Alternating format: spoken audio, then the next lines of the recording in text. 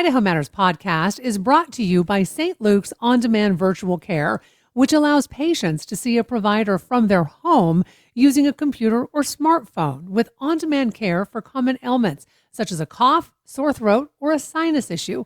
More information at stlukesonline.org. From the studios of Boise State Public Radio News, I'm Gemma Gaudette. You're listening to Idaho Matters, and it's Friday, which means it's time for our Reporter Roundtable. We're going to get you updated on the news that made headlines this last week around our region. And today, our panel includes Sydney Kidd, reporter with Boise Dev, and Kara Jackson, the Boise Dev Eats editor. And today, we're starting off with Sydney Kidd. So, Sydney, welcome to the program. Appreciate you being here today. Thank you for having me. So, Sydney, I want to talk first about Interfaith Sanctuary. There is more news coming out. This is definitely an ongoing saga. And Interfaith Sanctuary has been trying to move to a new location, for folks who aren't familiar, from right in downtown Boise to a new location on State Street. So can you start out by telling us about what the Planning and Zoning Commission had recommended in regards to Interfaith Sanctuary, I believe, earlier this summer?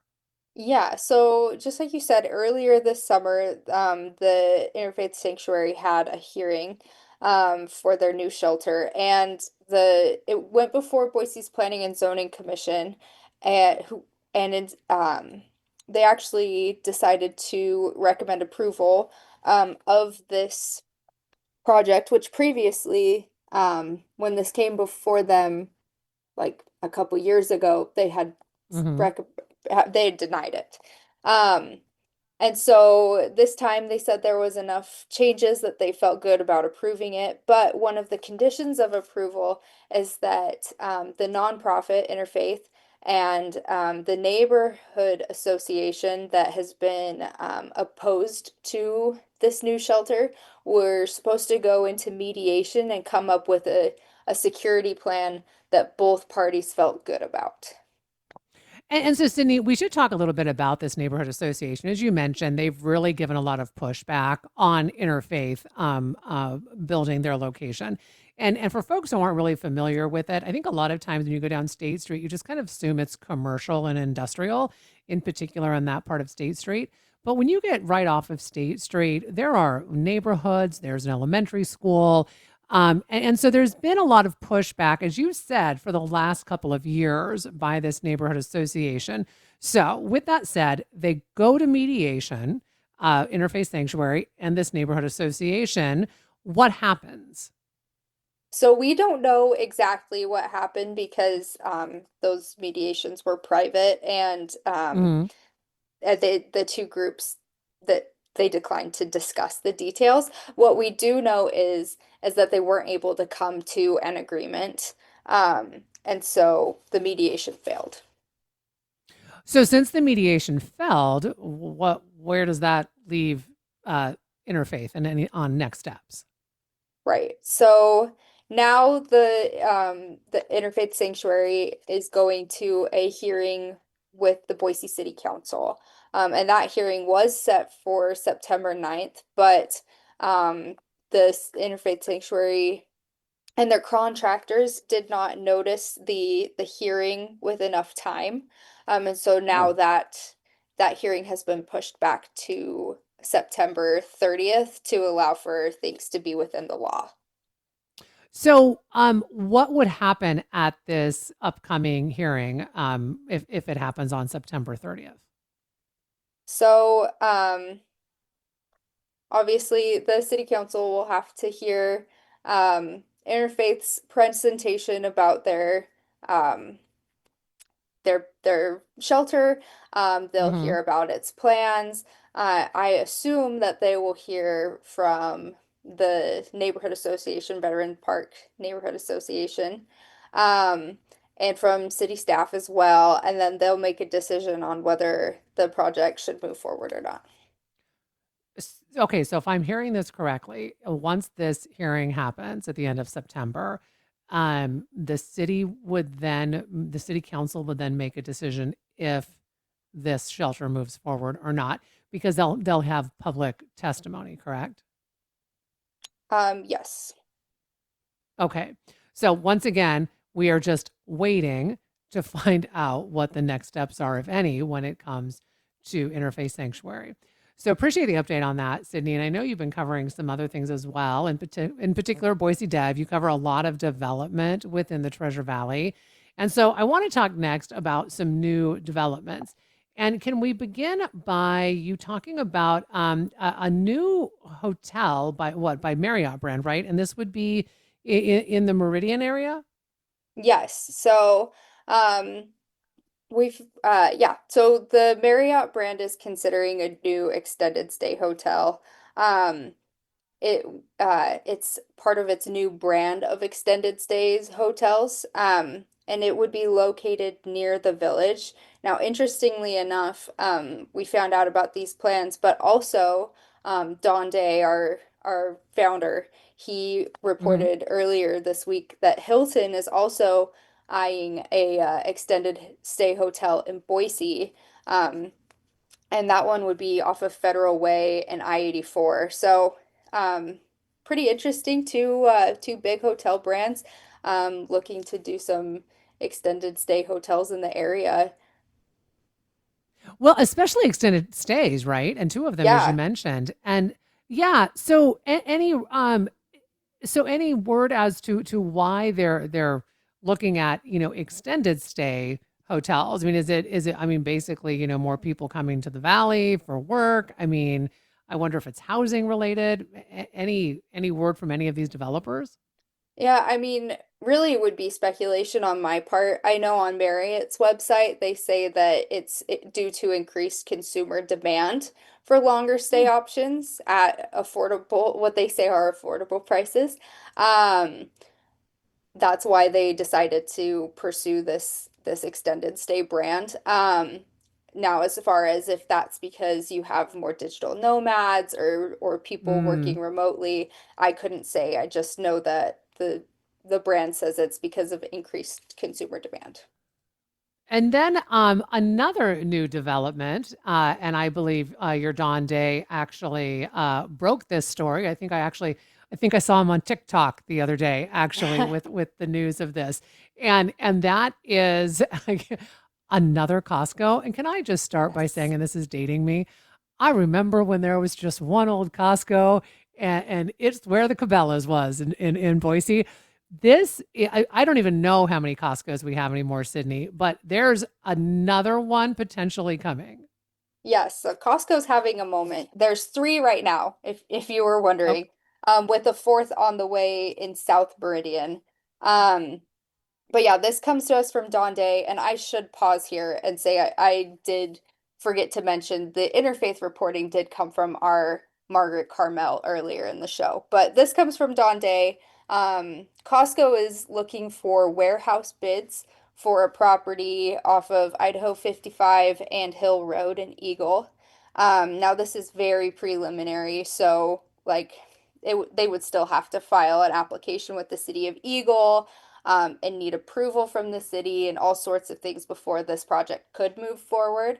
But we do know that they are looking into it. Okay. And so as you just mentioned, so there's three open right now. Hmm. And then this new fourth one is almost set to open, right? In South Meridian. They haven't begun construction on it or anything, but it has started going through the approval process with the city. Okay, and so then with this one, if it came to Eagle, talk to us about the preliminary plan for this, because it's pretty big. Yeah, I mean, with most Costco's, right? So you have what we see is a 161,522 square foot store. And then, as with the other Costco's, there would also be a fuel center that's attached or, on the same property as that. Hmm. And it would be, yes, it would be on 24.7 acres. Wow. Okay. It is so the site that they're looking at is because you said on the corner of Highway 55 and Hill Road. So is Hmm. there anything on that site right now, or had there been a plan for something on that site? No, there's not anything on there right now. It was the former site of the Masterpiece Quarry. So just like a rock quarry, that operated Oh, until okay. 2003.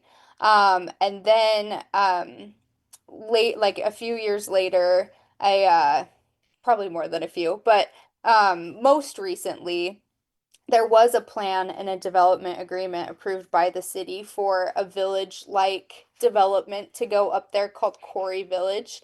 And it was pictured to have a brewery, restaurants, theater, a hotel, and then residential and office space. Um, and then the project hasn't moved forward and the property has been listed for sale since then. Okay. And is actually still listed as for sale. Oh, okay. So, but I just want to clarify for folks who might be getting excited who live down in the Eagle Yes. area. This is this is very preliminary, right? Super preliminary. We just know that they are considering it and that they're looking for bids. So they're looking into it, but there's not been anything filed with the City of Eagle. In fact, I heard that yesterday the City of Eagle got lots of calls of people wanting to know more about this Costco, and they were like, "What are you guys talking about? We don't have an application for a Costco." So it's very preliminary. It hasn't been applied for yet with the city. We just know that Costco is looking into it, that they are looking at bids for a warehouse on the site. Okay, and very quickly, Sydney, before I let you go and get back to your day job, is that if folks have been wondering too about the Costco in Boise, like what's going on, it's in the middle of a big remodel.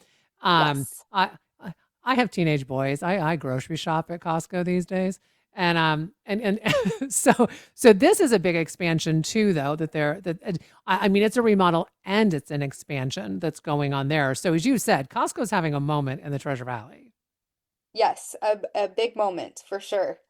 And I think it's fair to say that the Treasure Valley food scene just continues to expand. And if you are anything like me, I think it's getting more and more difficult to follow all of it. So, guess what? That's why we have Kara Jackson and Boise Dev Eats, because she helps us figure out everything on the food scene. So, Kara, it is such a pleasure to have you joining us today.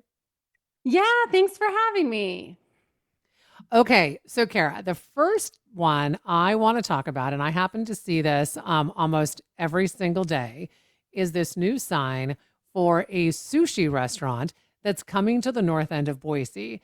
I'm not quite sure how to pronounce it, so I'm going to leave that to you.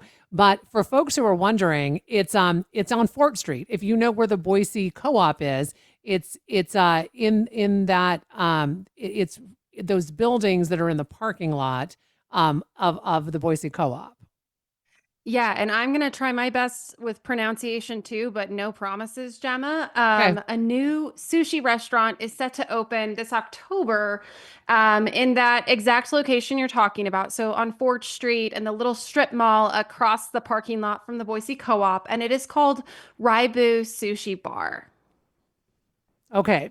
Now, there's something interesting I think about this, and this is what, and some folks might be familiar with this, but it's omakase. I think I'm saying that Mhm. right. Talk about Yes. this type of dining experience. Yeah, so Raibu Sushi Bar is going to be Boise's first like brick and mortar with omakase. There have been pop-ups and other offerings, but this is going to be like Boise's true first offering. And what omakase is it's a chef curated dinner, typically with multiple courses and small plates. And as the diner, you let the chef kind of take the wheel and enjoy the different courses and plates that they bring out. And it typically is really focused on featuring seasonally fresh ingredients.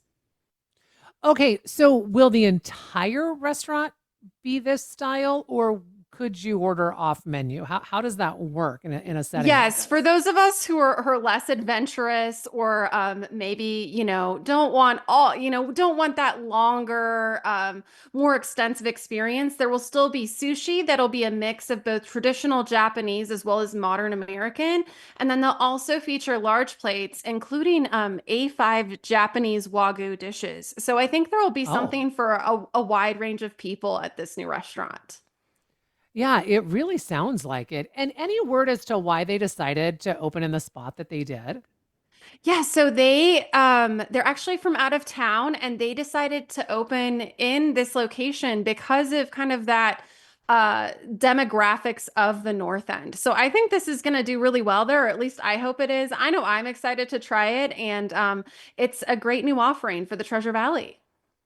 Well, I think so too. I mean, I feel like we used to have. I know we still have sushi offerings, but it's so great to have like something new come in, especially since I mean, okay, for those of us who are a little older, like when she gave retired and closed, that was, I mean, that was a big loss, I think, to kind of like the sushi food scene in the valley.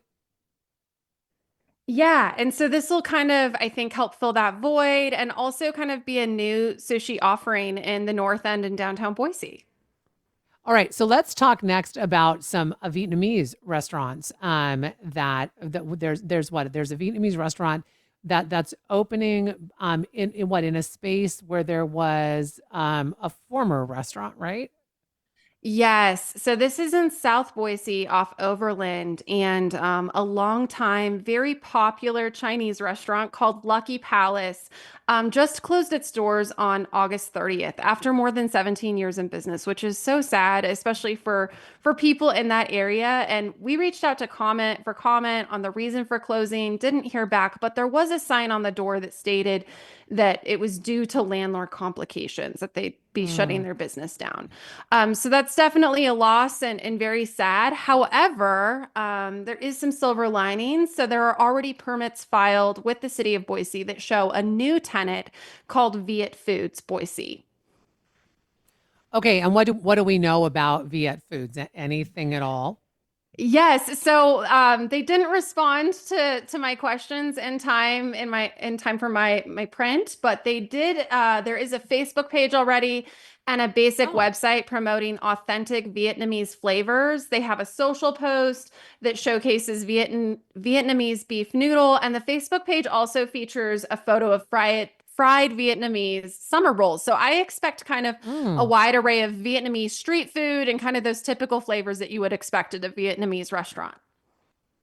So let's head out towards the villages. And I believe it's opening in the villages. There's going to be a new restaurant, and they're going to actually have some healthier dining options. So talk to us about this.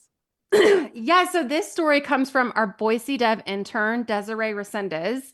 And if you're a health nut or like to eat somewhere with healthy options, I think this one is for you. It is a little ways out. I will give that warning.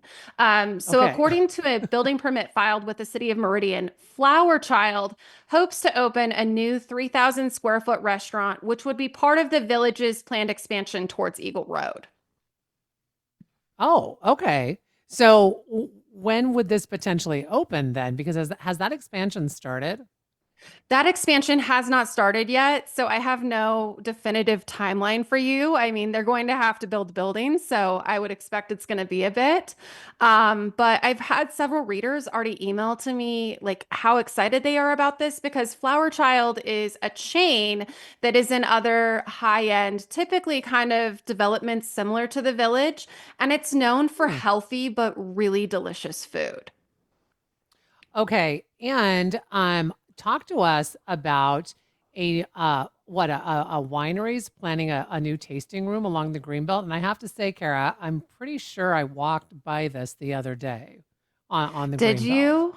Yeah, I it's one of did. the best kind of like at least for a foodie, like one of the best stretches of the Greenbelt. And this story is from John Yeah. Day, but an Eagle Winery is branching out in Garden City, and they're planning a tasting room right along the Boise River Greenbelt in the former Greenbelt Market location, which faces the Greenbelt at the end of 35th Street. Right. And so Um, it's empty right now. So, but it's a great location. So what are they going to be doing there? Yeah, so it's Dude DeWalt Cellars, which is based in Eagle, and they're working to remodel the small space into a tasting room. And they told Boise Dev that they've been looking to find the right satellite tasting room for a while. So, with Greenbelt Market going out of business, this is just kind of a great location right off the Greenbelt. They will have both a small indoor space as well as an outdoor patio, and their menu isn't finalized yet, but they plan to offer sample sizes as well as wine by the glass and the bottle. So and because the space is already there, I mean, do they have a timeline as to when they think they might be open? Yeah, they had initially hoped to open this summer, but as we all know, construction and permitting, all of those things take more time than I think most business owners would Hmm. like. And so they're shooting for this fall before it gets too cold. So if you're looking for a great destination, as the leaves begin to turn, Dude DeWalt's new tasting room might be a great option. So then tell us about some really good news about a restaurant that of no fault of its own had to close down and due to a building being condemned, and that's Mai Tai. They were in the Union Building in downtown Boise, and so they had to move, but they're back in downtown Boise now, Kara.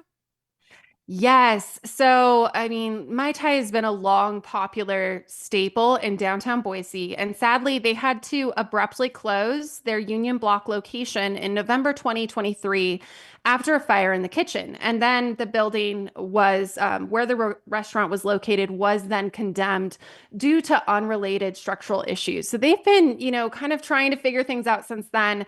They later resurfaced as a cloud kitchen operating out of the former Crave Delivery building at 10 Mile Crossing and Meridian, but now they're back in downtown Boise. And are they still are they still like a cloud kitchen, or is it like a brick and mortar? How does it work now?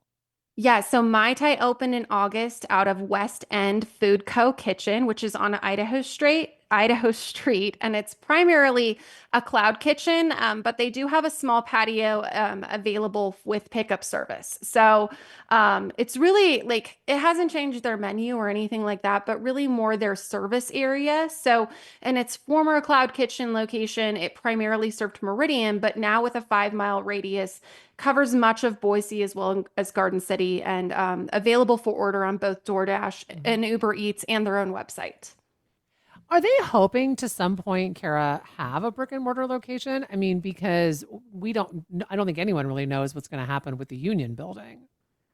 Yeah, that Union Block building is kind of a mystery, I think, for all of us. But Mai Tai did tell Boise Dev that it hopes to find a permanent dine-in location while, quote, the Union Block building is still on hold, end quote. So I know that they're on a lookout for more of a brick and mortar location, and it's probably just a matter of finding the right space at the right time. Hmm. So the last few minutes I have with you, Kara, can we just talk about the food scene overall in the Treasure Valley? Because I feel like it's exploding in a very good way. And I mean, I love a good restaurant. I love to keep up on the food scene, but I have to tell you, it is overwhelming because it feels like there is so much. I mean, last week when I'm usually not on that part of the Greenbelt, but I was over near where this new winery is going to be, where the Greenbelt Marketplace was, walked all the way up to the boardwalk. And it was so funny. I looked at it and I said, "Oh, I looked at my husband and I go, I've seen TikToks of this. I knew it was somewhere. It's so that was the first time I'd ever even seen it because there's so much. So how do folks kind of, know what's out there or kind of how to keep pace with it? And is it overwhelming for you being a food editor? Yeah, I mean, there's a lot to keep track of. It's part of my job, so I take it with stride. It's Yeah. interesting. I feel like there was a lot of pent-up demand and growth that was held off from COVID, right? And when you Hmm. combine that with how quickly the Treasure Valley is growing, I think that that's kind of the primary cause for the food scene development. It has been interesting over the past few months. Things have slowed down a little bit. And we are seeing a few more restaurant closures. And I think that Mm, that's just in part because there has been so much growth. And, restaurants are a very tricky business to operate and run, narrow margins. And yeah. so I think we're starting to see kind of things start to even out a little bit. But in terms of how to keep track of it all, that's where Boise Dev Eats comes in. We send a weekly newsletter with updates. We have guides, focused on a wide range of things. And then I think a lot of people also, if they're active on social, turn to different influencers to try to see like where are the good places to check out. Yeah, and that's I think an interesting point that you made that things are kind of starting to slow down a bit because as you said, I mean the restaurant business is definitely can be tricky. But with all of that said, um, there does seem to be a greater demand though for this growing food scene. Is I mean in with what you do on a day-to-day basis, I mean do you see that as even though yes things are slowing down, there is still a demand? Absolutely. I mean, if there are a lot of popular restaurants that if you try to get into them last minute, good luck, right? Oh, You need right. to plan ahead and have your reservation set. And I think we're seeing, a lot of the restaurants that have opened earlier this year, we're seeing this higher demand for, I'd say, finer dining and more unique experiences as well. Whether you look at Corso or Hemlock or El Gaucho, which is set to open Mhm. hopefully later this year. Lalo, which is going to be opening hopefully in the next month or so, and Eagles. So, I'm seeing, a lot of different interesting offerings that didn't exist 10 years ago in Boise. Right, and I think that's a great thing, and you are so right, though, about try to walk into a more popular restaurant, especially, in Boise, and try to get sat down if you don't have a reservation these days. So, those old days are gone. You gotta make a reservation. Yes, plan ahead. And if you don't have that reservation, there still are a lot of great restaurants, right, that take walk-ins. Yes. But if you're looking to get into like Percy or Acero or other places, Fork that are known to be popular, at 6 p.m. on a Friday night, you're probably going to be out of luck. Uh-huh. And at 6 p.m. on a Thursday or a Wednesday, too. Well, Kara, thank you so Yes. much. So great to always talk with you. We've been talking with Kara Jackson, the Boise Dev Eats editor, and thank you to Sydney Kidd with Boise Dev, who joined us earlier today. I'm Gemma Gaudette, and this is Idaho Matters.